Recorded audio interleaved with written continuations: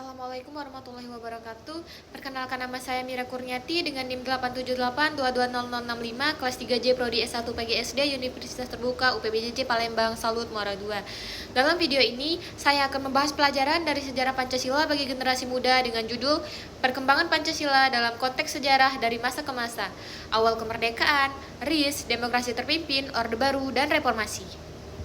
Sejak disahkan pada 18 Agustus 1945, Pancasila menjadi dasar negara yang menuntun kehidupan bangsa. Perjalanan penerapannya mengalami dinamika di setiap masa. Pada awal kemerdekaan, Pancasila menjadi pedoman untuk mempersatukan bangsa yang baru merdeka dan menghadapi banyak ancaman, baik dari dalam maupun dari luar. Kemudian, pada masa demokrasi terpimpin tahun 1959 sampai 1965, Pancasila dijadikan alat untuk menyatukan kekuatan politik. Meskipun bertujuan menjaga stabilitas, masa ini juga menunjukkan bahwa penafsiran Pancasila yang terpusat dapat mengurangi kebebasan demokrasi. Selanjutnya, pada masa Orde Baru, Pancasila kembali ditekankan melalui program P4 dan menjadi asas tunggal organisasi.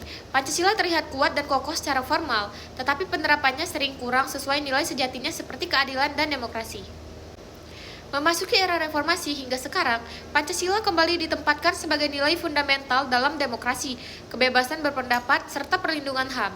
Namun, tantangan zaman juga semakin besar, seperti perpecahan di media sosial, radikalisme, dan menurunnya etika dalam ruang publik.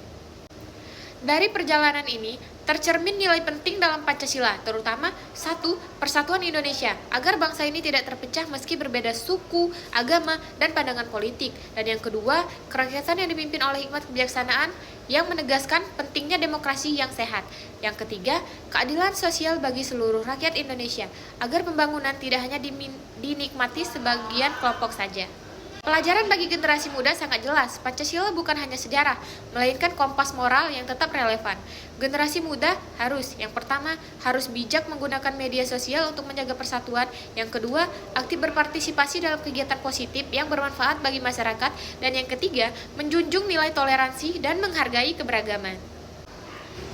Tanpa komitmen, generasi muda, nilai Pancasila bisa hanya menjadi slogan, padahal masa depan Indonesia ada di tangan kita sebagai penerus bangsa.